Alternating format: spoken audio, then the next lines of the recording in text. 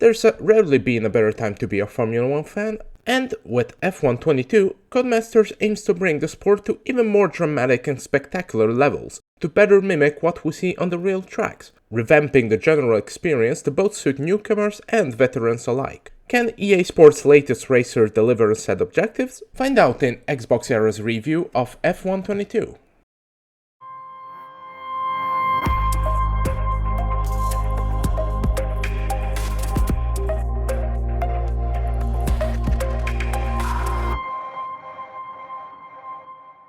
The British studio has been giving fans their take on the sport since obtaining the license in 2009, managing to iterate on the formula and apply key improvements throughout the years. Last year's interesting story point, Breaking Point, has not made the cut this year. Speaking to the developers at the preview event earlier this year, it seems to be down to the yearly cycle being a bit too short to make a satisfying new story, with Codemasters developers hinting at the mode's return in the future. The big substitute for it? A brand new mode with supercars.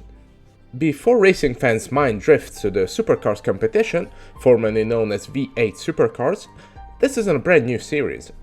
Instead, it's a new mode with a limited set of luxury cars that can be used for select Pirelli challenges, such as maintaining a certain speed average over the course of a segment or reaching a high score via drifts. The cars that can be used for this include Formula 1's actual safety cars, the Aston Martin Vantage and the Mercedes-AMG GT Black Series, but also expensive but road-specific Ferraris and McLarens. This mode is a fun little time waster that adds some surprisingly different driving experiences to the package, but it's certainly nowhere near as impactful of a mode as last year's Breaking Point. Still, it's fun to earn tokens via various in-game challenges, which can then be used to unlock gorgeous multi-million-dollar sports cars. These cars can then be exposed in players' own personal spaces, alongside posters, cool unlockables, and so on. It's a rather basic feature, but it gives a good impression of the luxurious Formula 1 lifestyle.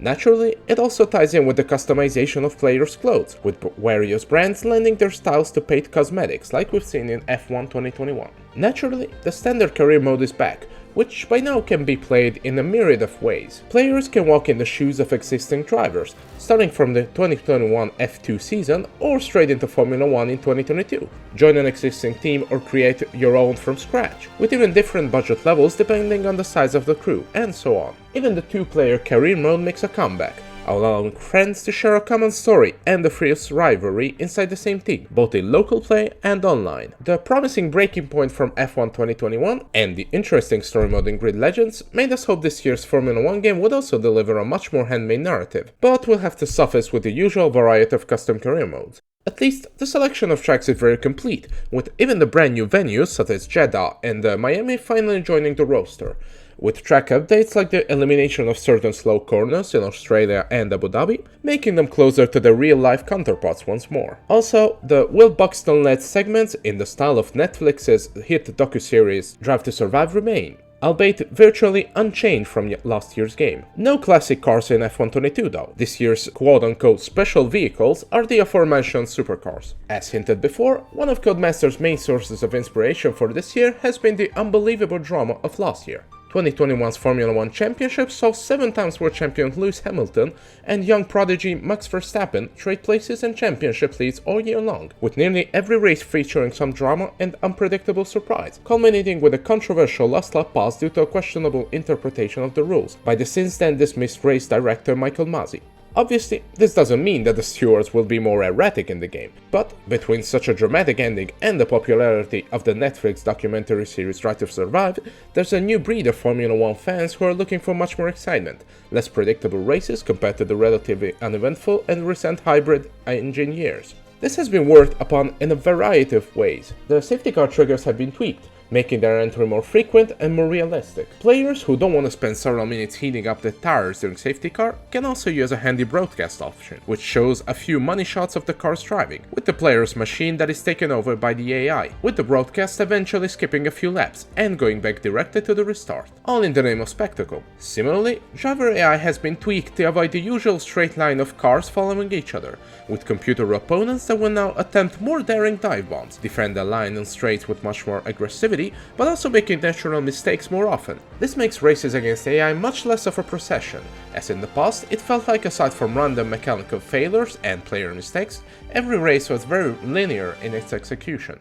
This year's Formula 1 cars have been vastly revolutionized in real life, and this is felt in the game's driving model as well. Not only does the driving feel a lot more accessible than before with the various assistants turned on, but removing set helpers makes the car feel pretty wild. In particular, I felt that maintaining traction out of slow corners has become somewhat more difficult, especially using the default setups found in the game, while fast turns seem to offer better grip due to this year's larger periodic rubbers. Interestingly, the AI seems less impacted by this change in car behavior, as no matter what assist or difficulty I choose, it feels like I gain on them in high-speed segments but lose precious ground in slow corners or accelerating coming out of a turn. A bit of readjustment is certainly necessary after many hours spent in F1 2021, but the end result is a driving model where it's a tad harder to drive flawlessly, making small mistakes and lockups more frequent, which, again, helps creating further drama and excitement. Pit stops are also a crucial part of the Formula 1 experience, and as you may have guessed by now, Codemasters try to make them a bit more skill-based and more prone to drama as well. Players can still use assists to automatically manage the entire operation, of course, otherwise there's a new minigame of sorts where drivers will have to correctly time the pit entry and the turning itself between the mechanic, already waiting the driver with fresh tires. Misjudging the timing will make the pit stop slower, which can have devastating consequences on the track position. The AI itself is prone to these mistakes, so they can also lose a lot of time with botched pit stops or gain positions with perfectly timed ones. Similarly, one-up laps can be done before the race, after which the players being able to position themselves slightly off-center on the grid slot if they so desire. We see this happen in real Formula 1 as well, with some drivers already turning their car towards the inside to defend their position from a rival. Once again, it's all about the excitement, unpredictability and player agency. The game's presentation has received a bit of a shake-up as well. Updates to the TV broadcast presentation, improved introduction videos for tracks and better television-style information during races makes the general experience feel closer to watching an actual Formula 1 race on our screen. Visually, the game did not receive a massive boost. Yet, it's the first Formula 1 game to feature separate versions for current-gen and last-gen consoles, so beware of which version you're getting. Fortunately, there's a handy pre-order bundle that gives the player access to both versions as well. Players on different generations of the same console, for example Xbox One and the Xbox Series X players, can play together, while full crossplay with PlayStation and PC versions is coming down the line in a future update. What hasn't received noticeable improvements, but probably should have, are the game's menus. While aesthetically pleasant, a lot of the crucial options are still hidden behind too many button presses. A lot of options, such as race length, are still not properly saved from one event to another. And I also noticed multiple instances of items in customization not loading it properly until the game was rebooted. Perhaps more worryingly, I had multiple instances of audio tracks cutting off, a handful of console hot crashes, some weird black artifacts during the post-race animations, and so on. Hopefully, a Day 1 patch can take care of some of these problems by the time most players get their hands on F1 22. Not game-breaking issues, but they do stick out, especially in Xbox Series X, where we would have expected an all-round well-performing game, which at least still applies for most of the actual driving, with 4K 60 FPS options and 120Hz mode alike for those who own monitors or TVs up for such tasks. It wouldn't be a Formula 1 game without competing against real people, however, as the races offer more drama than ever this year, but the behavior can still be usually predicted or even exploited. As is often the case, the servers for the game's online multiplayer were not yet available during a review window, but expect the usual barrage of custom championship, quick races, competitive modes, custom servers to organize anything from random brawls all the way to high-level professional tournaments. It has to be said that last year's game had a lot of server issues around launch, heavily impacting matchmaking in particular, so we'll keep an eye on whether this time things will go smoother. Splitscreen makes a comeback, and on a tangentially related note, a VR mode is available on PC, but obviously not on Xbox consoles. Time trials obviously make a comeback too, where players can choose a car, a track, a weather condition, tune up their vehicle to their preference, and then tackle the online leaderboards, competing against ghosts of other players and being able to try their setups as well. Speaking of setups, the customization people expect from Codemasters F1 games is all in place here. Wing adjustments, cambers, gear ratios, and more can be fine-tuned meticulously and immediately tested on track. As always, this remains a crucial aspect of the game, especially when racing online, as certain custom setups can improve your lap time by even a handful of seconds, a gap that is normally almost impossible to compensate via skills alone. And ultimately, F122 brings back the usual vast array of settings, options and assets, making the game suitable to hardcore racing fans and newcomers alike. Highly guided drives with automatic braking, no tire wear, automatic DRS and pit stops and so on, all the way to the lack of any electronic assistance, no HUD and so on, making it a tough experience even for seasoned veterans with a high-end racing wheel at hand. Race's length can be changed, whether players want to go through practices and qualifying sessions before them, whether and time of the day can be randomized or even customized.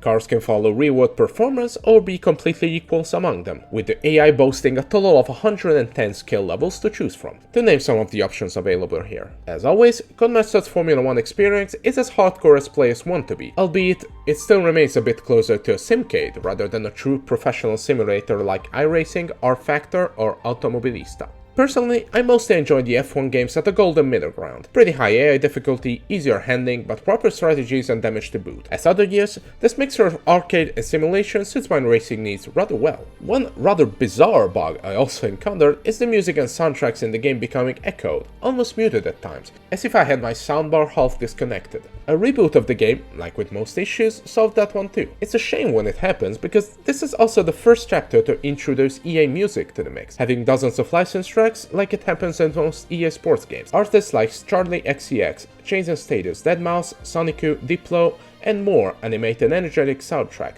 that accompany the revamped audio of the new cars and the new commentators so well. Aside from modern F1's iconic David Croft, in fact, Alex Jacques, known mainly for his Formula 2 commentary, can also be selected as the main voiceover for the broadcast. All in all, F122 sets out to achieve various noble objectives, but not everything performs quite as well as intended. The revolutionized cars feel like they should. The new broadcast options and extra accessibility settings allow for a more approachable presentation, and the sheer amount of game modes and content we'd expect from a Codemasters Formula 1 racer makes this as easy to recommend buy for Formula 1 fans. The supercar challenges don't quite make up for the lack of the Breaking Point story mode, however, and some annoying technical hiccups and AI voice could render the launch weeks a bit more troublesome than expected. Still, Codemasters figured out long ago what makes a compelling Formula 1 experience to racing fans, and this year's entry is no exception. Thanks for watching. If you enjoyed this video, please remember to like and subscribe, and if you want to get notifications of all our future content, remember to press the little bell button below. Peace.